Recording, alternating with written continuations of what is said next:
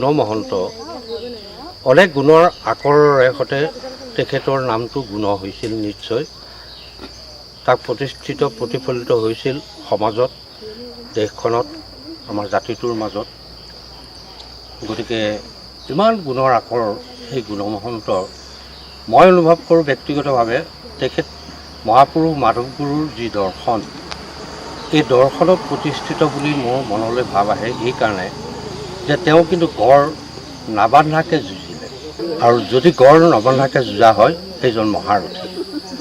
আজি আমাৰ মাজত সেই মহাৰথী গুণৰ আকৰ গুণমহন্ত নাই, কিন্তু আমি সেই নাইটো যাতে কোনো মুহূৰ্তত অনুভৱ কৰিব নোৱাৰোঁ সেই তেওঁ নকৰোঁ।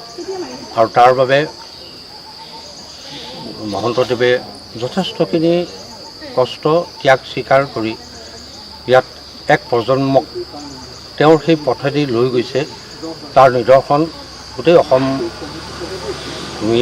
অসমৰ ৰাইজে দেখিছে। তেখেতৰ সেই পথৰ যাতে আমি উত্তৰণ ঘটাব পাৰোঁ, তাৰ কাৰণে আমি আজিৰ দিনটোতে পুনৰ দৃঢ় সংকল্প হওঁ, আৰু তেতিয়া আমাৰ মাজত গুণমহন্ত, সেই গুণৰ আকৰ গুণমহন্ত যুগ যুগ ধৰি জীয়াই থাকিব। মোৰ এটাই আহ্বান যে আপোনালোকে সেইজনক জীয়াই ৰাখক, প্ৰতিষ্ঠিত কৰক আপোনালোকক দি থৈ যোৱা সেই গুণৰাশিৰ মাজেদি। গতিকে এই গুণৰাশিয়েহে তেখেতক প্ৰতি আপোনালোকৰ প্ৰকৃত শ্ৰদ্ধা আৰু প্ৰকৃত ভক্তি আৰু প্ৰকৃত কৃতজ্ঞতা প্ৰকাশ হ'ব এইখিনিৰ মাজেদি। আজি খেনচোৱা গাঁৱত গুণকৰৰ প্ৰতিমূৰ্তিটোৰ আমি চেষ্টা চলাইছোঁ, আৰু আমাৰ এয়া গাঁৱৰ নিজা আমাৰ সত্ৰৰ নিজৰ গাঁৱৰ মাটি, আমাৰ নিজা মাটি, তাত আমি প্ৰতিমূৰ্তিভাগ বনাবলৈ চেষ্টা কৰিছোঁ, প্ৰয়াস কৰিছোঁ। এয়া যেন হৈ উঠে। আৰু আজি আমাৰ গুণকৰাই যি পুথিভঁৰাল বনাম বুলি ভাবিছিলে, গুণকৰা মিউজিয়ামো চেষ্টা কৰা হৈছে।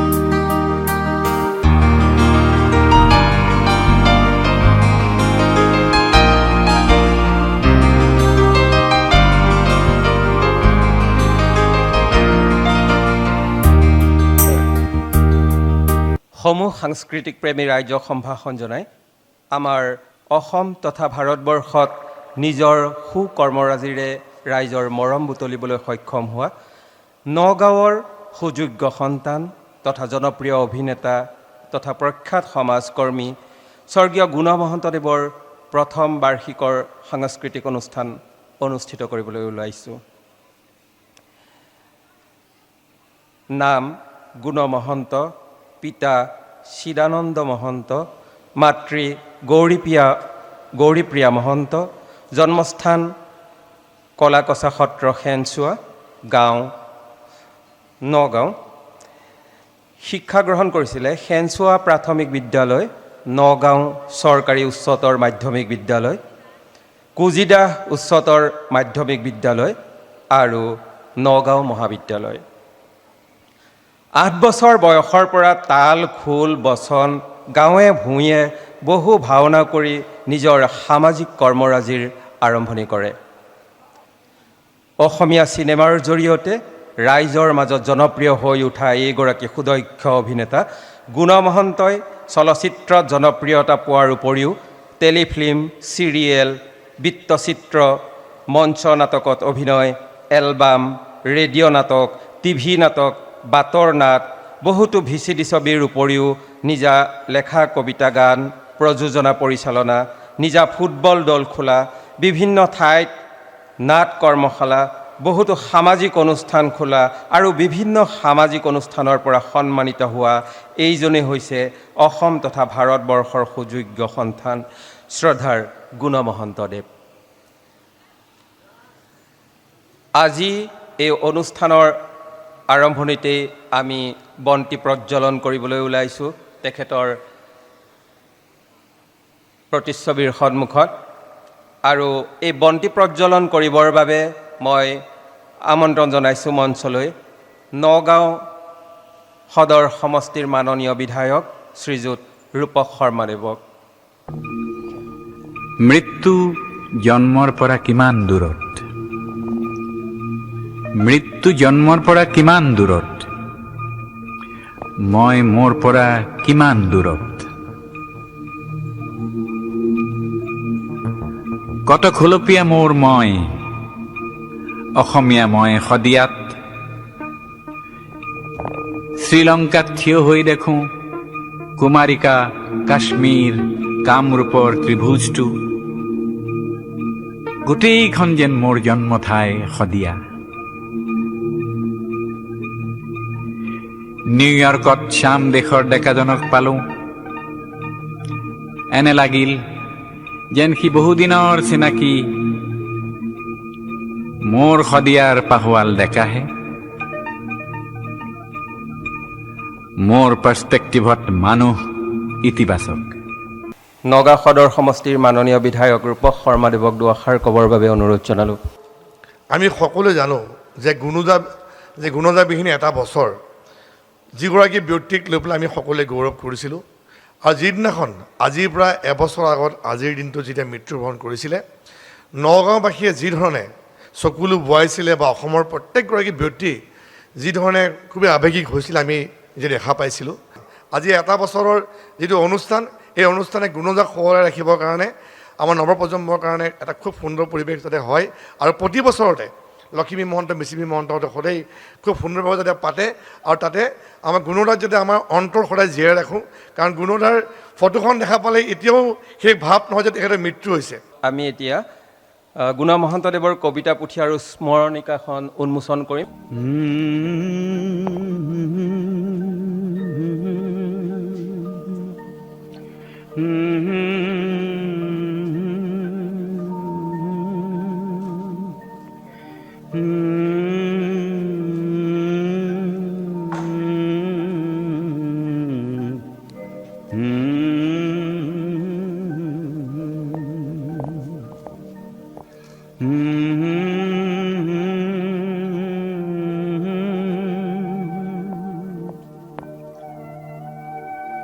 লগে লগে আমি আৰম্ভ কৰিবলৈ লৈছোঁ আজি বঁটা প্ৰদান অনুষ্ঠান এটি।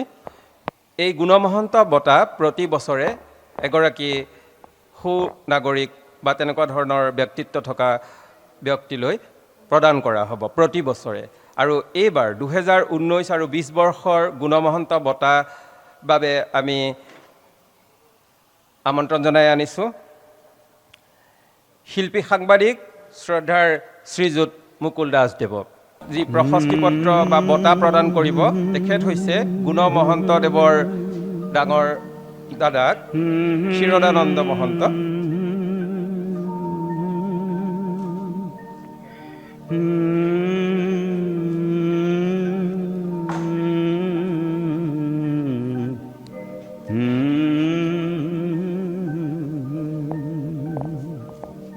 শিল্পী অমৰ, শিল্পীৰ কেতিয়াও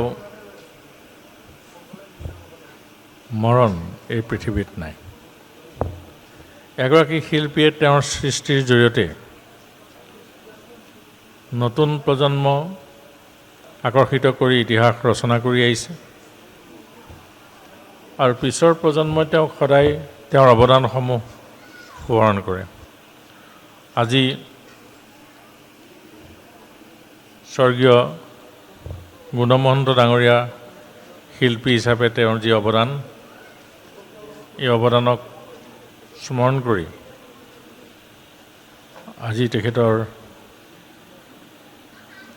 এবছৰ আমাৰ মাজৰ পৰা আঁতৰি যোৱা এবছৰ সম্পূৰ্ণ হোৱাৰ ক্ষেত্ৰত আজি বিভিন্ন কাৰ্যসূচীৰে তেখেতক সোঁৱৰণ কৰা হৈছে।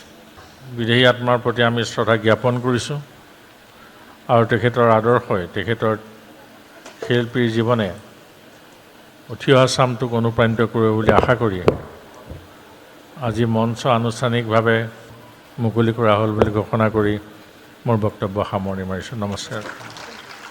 লখিমী মহন্ত আৰু মিচিমি মহন্তৰ পৰিচালনাত কালিন্দী জলে নামৰ সত্ৰীয়া নৃত্যানুষ্ঠান। জেনাকাৰী মহাঅহি এ দৰ্পদলনম ক্ৰীড়া ব্ৰদিন্না জলে, ক্ৰীড়া ব্ৰদিন্না জলে। জেনাকাৰী মহাঅহি এ দৰ্পদলনম ক্ৰীড়া ব্ৰদিন্না জলে, ক্ৰীড়া ব্ৰদিন্না জলে।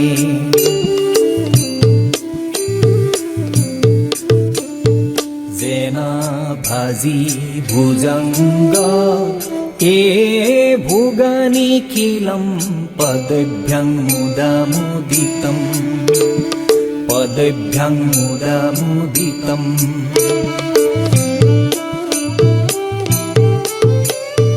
জেনা মারি মহামহাসুর সমুচক্রম পরম লীলায়া, লীলায়া। তস্मै শ্রী করুণাময়ায়, তস্मै শ্রী করুণাময়ায়, তস্मै শ্রী করুণাময়ায় মহতে কৃষ্ণায় নিত্যম নমঃ, কৃষ্ণায় নিত্যম নমঃ, কৃষ্ণায় নিত্যম নমঃ। রাতাতাতাতাও রাতাতাতাধে, রাতাতাতাও রাতাতাতাধে। দিদি ধিনা কিতা ধেনি তা ধিনাও, ধেনি তা কিতা তা কিত। ধেই তালাঙ্গানা কিতা কিতা ধিনা ধে, ধিনা ধেনি তাক, ধিনা ধেনি ধেনি তাক, ধিনা ধেনি তাক, ধিনা ধেনি ধেনি তাক। নাসে নাসে কা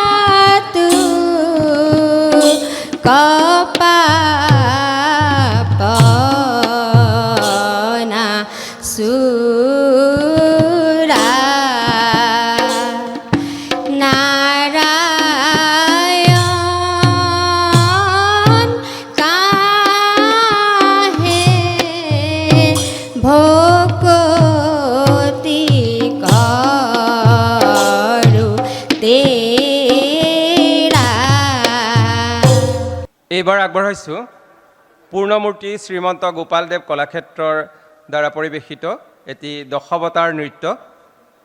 নৃত্যটি পৰিচালনা কৰিছে ক্ৰমে লখিমী মহন্ত আৰু মিচিমি মহন্তই।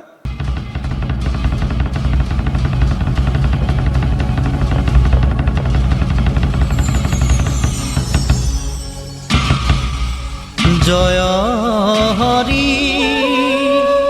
গোবিন্দ নাৰায়ণ ৰাম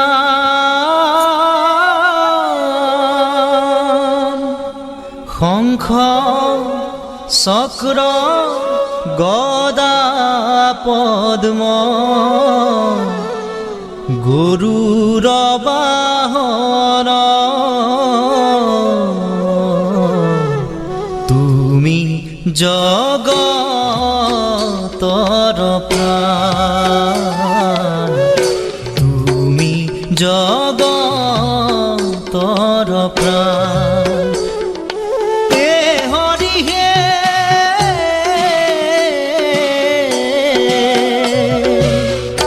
প্ৰথমে প্ৰণাম ব্ৰহ্ম ৰূপী সনাতন সৰ্বয়ৱতাৰৰ কাৰণ নাৰায়ণ তোজু নাভি কমলত ব্ৰহ্মা ভৈলা জাত যুগে যুগে অৱতাৰ ধৰায় সংখ্যাত তুমি জগতৰ প্ৰাণ তুমি জগতৰ প্ৰাণ ও হৰি হে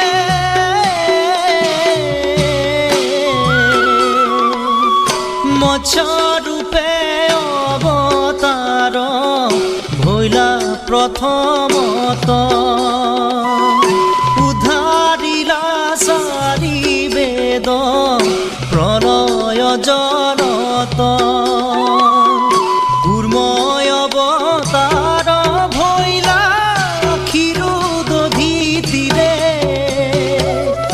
লক্ষ প্ৰহৰৰ পন্থ জুৰিলা শৰীৰে তুমি জগতৰ প্ৰাণ তুমি জগতৰ প্ৰাণ হে হৰি হে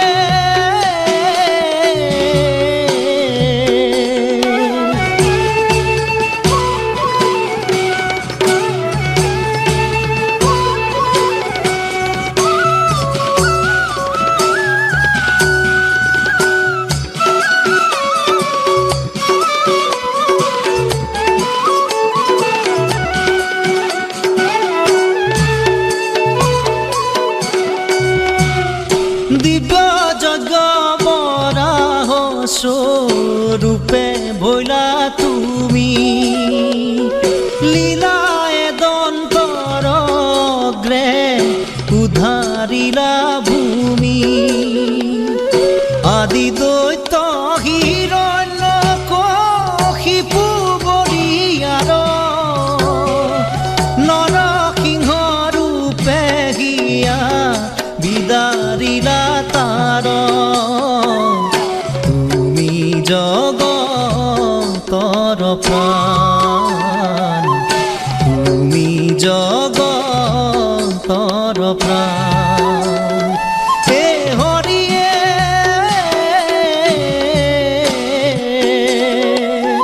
বামন স্বৰূপে উদিতিৰ বাক্য পালি ইন্দ্ৰ কথা বিলাসলে বলি কণিকালি ভৈলা পৰশুৰামে নাম অৱতাৰ প্ৰদক্ষিণ কৰি ভূমি তিনি সাত বাৰ তুমি জগতৰ প্ৰাণ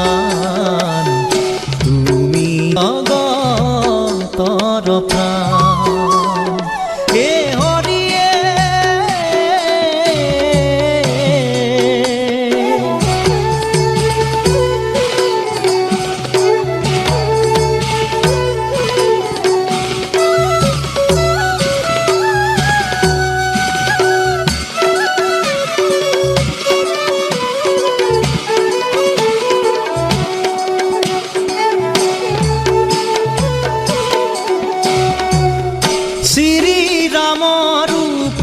কৈশল্যাত অৱতৰি বনবাস খাটিলা পিতৃৰ বাক্য ধৰি ৰোহিণীত ভৈলা হলি ৰাম অৱতাৰে দিবিদৰ প্ৰাণ লৈলা মুষ্টিৰ প্ৰহাৰে জগতৰ প্ৰাণ তুমি জগতৰ প্ৰাণ হে হৰিয়ে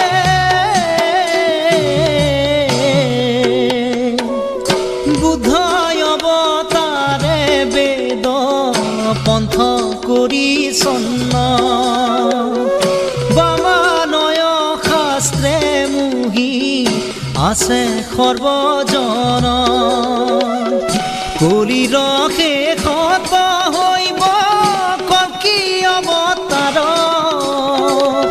কাটি মাৰি মেচক কৰিবা বুন্দা মাৰ তুমি জগতৰ প্ৰাণ তুমি জগতৰ প্ৰাণ ও হৰি হে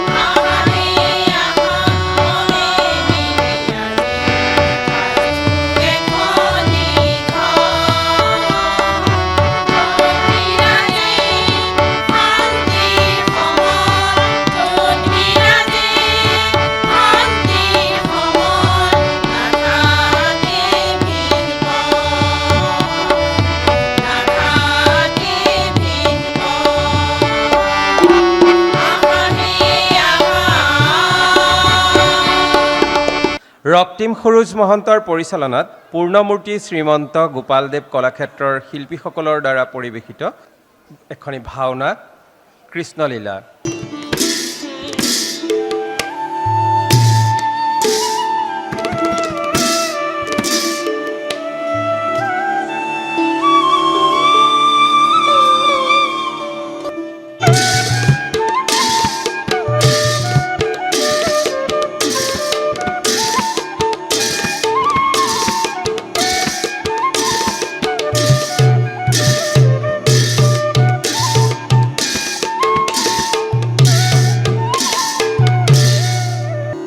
হে সামাজিক লোক, কলীয়া কৃষ্ণৰ অভিনয়ৰ মহিমাৰ অন্ত নাইকিয়া।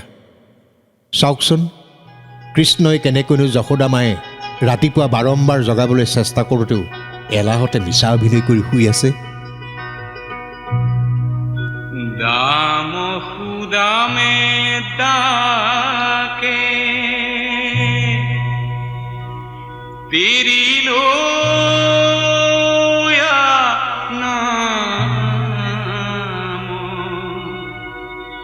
মোৰ বাছা কলীয়া, উঠা উঠা, গৰু চৰাবলৈ নোযোৱা নেকি? সৌৱা চোৱা, তোমাৰ লগৰ সমনীয়া দাম সুদামহঁত আহি পাবহিয়ে। তোমাক তেতিয়া কিন্তু সিহঁতে বৰ লাজ দিব, পিছত মোক নক'বা। মা, তুমি মোক আজিকালি ইমান কাম কৰিবলৈ দিয়া, অলপ শুবলৈ দিয়াচোন। ধেমালি নকৰিবা মোৰ ফোনটো, দেৰিলৈকে ভাল ল'ৰা শুই নাথাকে নহয়। তুমি এতিয়া ডাঙৰ ল'ৰা হ'লা। কৃষ্ণ, তুমিচোন শুয়ে আছা। আমি কেতিয়াবাই উঠি স্নান কৰি জলপান খাই যাবলৈ ওলালোৱেই। আজি গৰু চৰাবলৈ নোযোৱা নেকি? নে এলাহ লাগিছে? সখাহত মোৰ গা বেয়াওতো হ'ব পাৰে। হাঁহিছা যে? তোমালোক মোৰ মিত্ৰ নে শত্ৰু? সদায় একেলগে কষ্ট কৰি গৰমত দিনৰ দিনটো গৰু চৰাওঁ, তথাপিও মোৰ এলাহটোহে দেখা পোৱা। যোৱা নামাতিবা মোক। হ'ব বাৰু, আমাক নামাতিবা। তোমাৰ গা বেয়া লাগিছে যেতিয়া দিনৰ দিনটো ঘৰতে শুই থাকা। কিন্তু যাক সময় দি আহিছিলা, দেৰি হ'লে যেতিয়া তেখেতৰ খং উঠিব তেতিয়াহে বিষম হ'ব। পাহৰিছিলোৱেই। ইহঁতে কি কৈছে? তই ভাল পোৱাটোৱেই বনাইছোঁ, খাইতো যা। মা, মোৰ কাৰণে এতিয়া কামেই ধৰ্ম। তুমি ঠিকেই কৈছিলা। কালিৰ পৰা মই সদায় সোনকালে উঠিম, কাৰণ মই এতিয়া ডাঙৰ হৈছোঁ। মৰমৰ মা, মই আহিলোঁ। শুনচোন, আজি অলপ দিনৰ পৰা মন কৰিছোঁ সি অলপ বেছিয়ে ডাঙৰ হৈছে। ইয়াৰ কাৰণটো মই উলিয়াবই লাগিব। গোপাল গোৱালি পাৰাতে নাচে প্ৰাণ গোপাল গোৱালি পাৰাতে নাচে।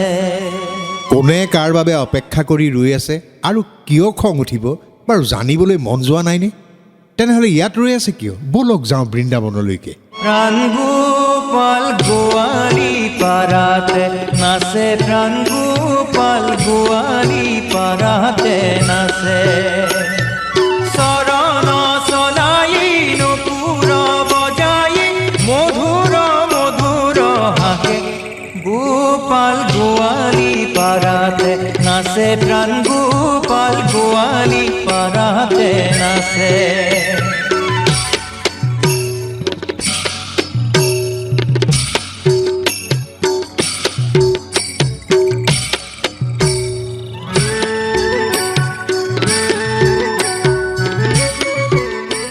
ৰাধা, ৰাধা, চোৱা মই আহি গ'লোঁ। যোৱা যোৱা, নিজে সময় দি অত দেৰিকৈ আহিছা, নামাতিবা। মৰমৰ ৰাধা, গৰু চৰুৱাৰ বাহানা বনাই এই বৃন্দাবনত মই তোমাকেইতো লগ পাবলৈ আহোঁ। যশোদা মায়ে মোক কিমান যে কাম কৰায়। ৰাতিপুৱা উঠি সেইবোৰ কাম শেষ কৰোঁতে কৰোঁতেহে মোৰ দেৰি হ'ল। মোৰ কৃষ্ণ, জানা আজি আমি কিমান যে দিনৰ মূৰত লগ হৈছোঁ। প্ৰতিক্ষণতে যেন মই তোমাকে পাবলৈ বিচাৰোঁ। সেয়া কৰি চাওঁ ইফালে মুখখন। জানা, শুওঁতে খাওঁতে প্ৰতিক্ষণতে মই তোমাৰ কথাকেই ভাবোঁ, যেন অকল তোমাৰ কথাই চিন্তা কৰি থাকিম। তেতিয়াহ'লে তুমি মোক আৰু এৰি থৈ নাযাওঁ বুলি কোৱা, মোক আৰু এইদৰে কেতিয়াও খং নুতুলাওঁ বুলি কোৱা। মই মোৰ ৰাধাৰ ওচৰৰ পৰা কেতিয়ানো আঁতৰি যাওঁ। সৌ যে দেখিছা বাগিচাৰ পৰা আমালৈ চাই হাঁহি থকা গোলাপ ফুল কেইপাহ, তাতো মই আছোঁ। সৌৱা আত্মগৌৰৱত ডিঙি ফুলাই বসন্তৰ বতৰা অনা কুলি চৰাই গীততো মই আছোঁ। ৰাতিৰ মুক্ত আকাশত লুকা ভাকু খেলি থকা তৰাবোৰৰ মাজত মই চঞ্চল হৈ খেলি আছোঁ। প্ৰেমৰ অনুভৱ কঢ়িয়াই অনা সৌ নদীত পৰা বৰষুণৰ টোপালবোৰতো মই হাঁহি আছোঁ। তোমাৰ হৃদয়ত আৰু সকলো সৌন্দৰ্যতে মই আছোঁ। তুমি মাথো মই নথকাত সকলোতে অনুভৱ কৰিলেই মোক পাবা। ৰাধা, এতিয়া হাঁহি দিয়া। তুমি কিন্তু কম চালাক নহয়। তোমাৰ ওচৰত কোনেও বেছি সময় অভিমান কৰি থাকিব নোৱাৰে। হে ৰাধা, কি সৰু ছোৱালীৰ দৰে কাম কৰিছা। যমুনাৰ বালিতে ও শ্যাম কানু ৰাধা বহি আছে নোযোৱা জানো। যমুনাৰ বালিতে ও শ্যাম কানু ৰাধা বহি আছে নোযোৱা জানো। সিপাৰে ৰাধিকাই তোমাৰ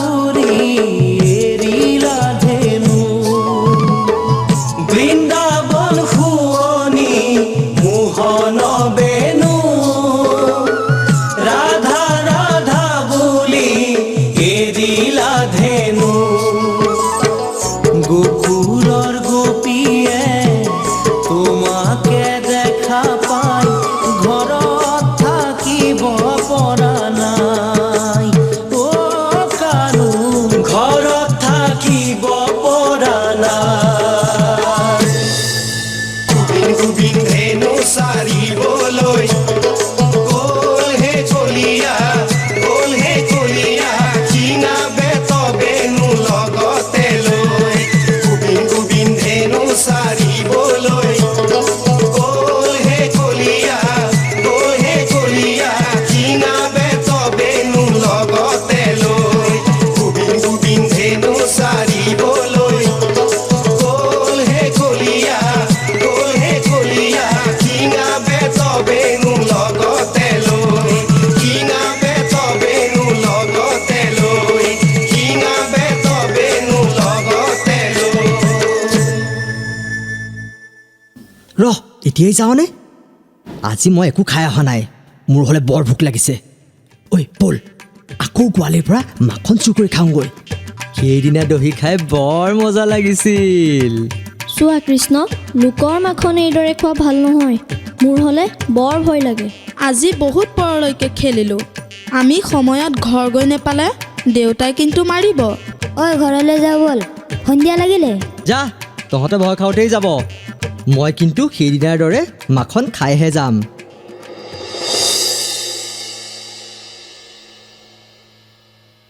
দেখিলে আপোনাৰ হবে শ্ৰীকৃষ্ণই কেনেকৈ গোৱালিৰ ঘৰৰ পৰা মনে মনে মাখন খাবলৈ গ'ল বাৰু এইবাৰ শ্ৰীকৃষ্ণই ঘৰলৈ দেৰিকৈ গৈ যশোদা মাৰ খঙৰ পৰা পুনৰ চাতৰি কৰি সাৰিব পাৰিবনে বাৰু চাওঁচোন বাৰু কৃষ্ণৰ কি দশা হয়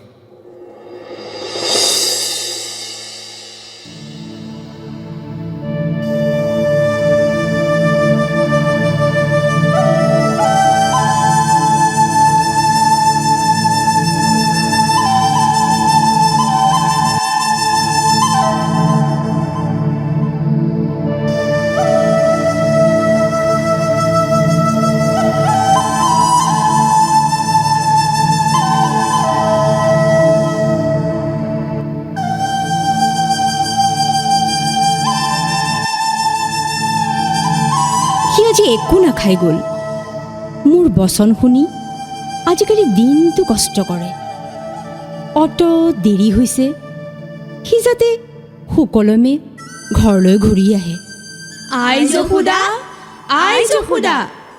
যশোদা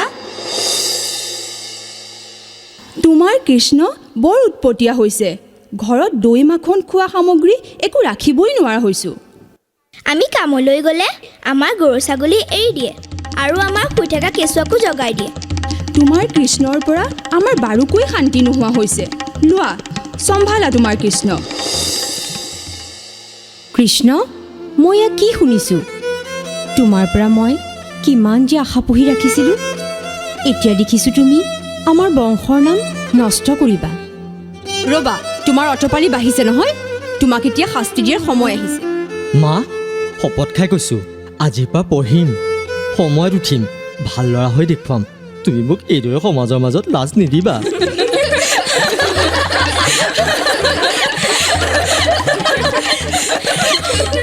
আজিৰ পৰা কাকো অশান্তি নকৰোঁ বুলি কোৱা কি হ'ল কানাই একো নোকোৱা যে ৰ'বা মোক হাঁহাৰ মজা তোমালোকে সময়ত পাবা মা গোপী খবৰ চালানত পৰি মোক লাজ দিলা তুমি মোৰ মনৰ দুখ নুবুজিলা যেতিয়া মই কংস মামাৰ ওচৰলৈ গুচি যামগৈ তেতিয়াহে তুমি মোৰ মনৰ কষ্ট বুজি পাবা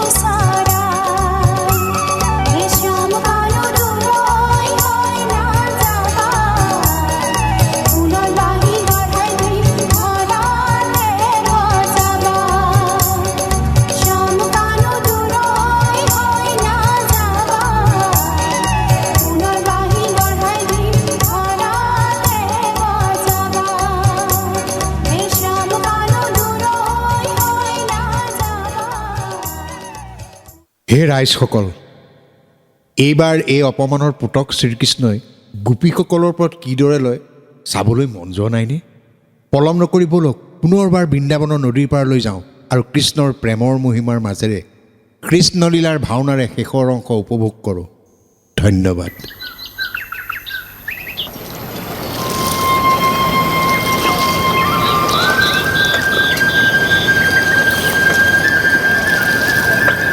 কৃষ্ণ, আমাৰ কাপোৰ দিয়া আকৌ। আমি সেইদিনা মনৰ পৰা যশোদা মাক তোমাৰ কথা বেয়াকৈ কোৱা নাছিলোঁ নহয়। এনেকুৱা ভুল আৰু কেতিয়াও নহয়। বেলেগে আমাক বস্ত্ৰবিহীনভাৱে নদীত গা ধুই থকা দেখিলে আমাৰ বৰ লাজ লাগিব। সেইদিনাতো মোৰ লাজ লাগোতে তোমালোকে হাঁহি হাঁহি মজা লৈছিলা, এতিয়া মই মজা ল'ম। আমাক ক্ষমা কৰি দিয়া কৃষ্ণ। তুমি যি কোৱা মই তাকে শুনিম। তুমি দুষ্টামি কৰিলেও আজিৰ পৰা তোমাৰ কথা যশোদা মাক নকওঁ। তুমি দৈ মাখন যি খোৱা আমি তাকেই খুৱাম। তুমি ইচ্ছা কৰিলে আমি তোমাক আনন্দ দিবলৈ তোমাৰ লগত নৃত্যও কৰিম। সঁচা? আজিৰ পৰা মই যি কওঁ তোমালোকে তাকে শুনিবা? হয়, শুনিম। আমি তোমাক অন্তৰৰ পৰা ভাল পাওঁ কৃষ্ণ। মাথো বেলেগে দেখাৰ আগতে আমাৰ বস্ত্ৰ ঘূৰাই দিয়া, নহ'লে আমাৰ বৰ লাজ লাগিব। কৃষ্ণ, আমাৰ বস্ত্ৰ ঘূৰাই দিয়া। দিয়া কৃষ্ণ, ঘূৰাই দিয়া। দিয়া কৃষ্ণ, দিয়া আকৌ।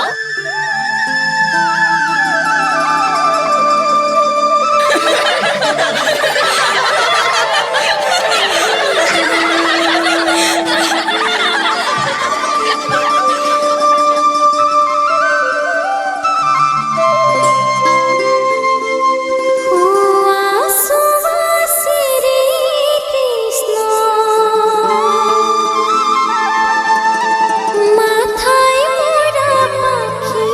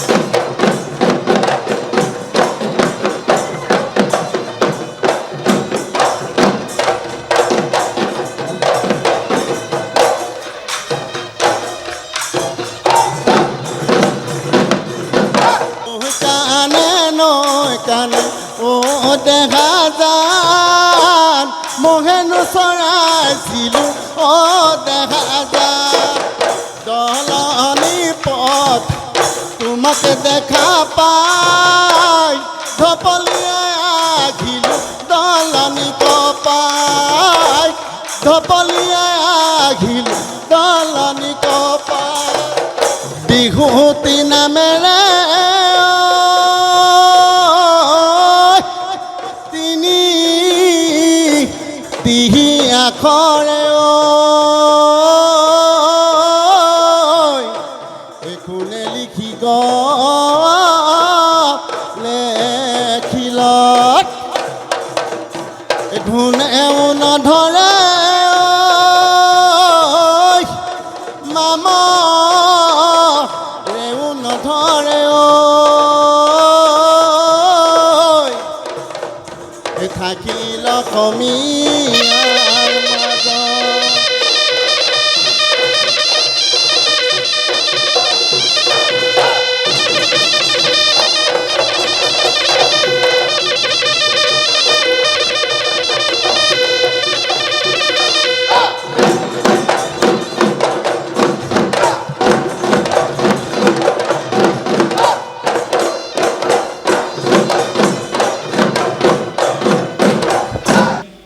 মই এটি গছপাত হালধীয়া সৰি যাম শীতৰ শেষত তোমালোক কুঁহিপাত সেউজীয়া জুমি চাবা নতুন বেশত আৰু শুনা কালিৰ মৃত্যুত হয় আজিৰ উদয়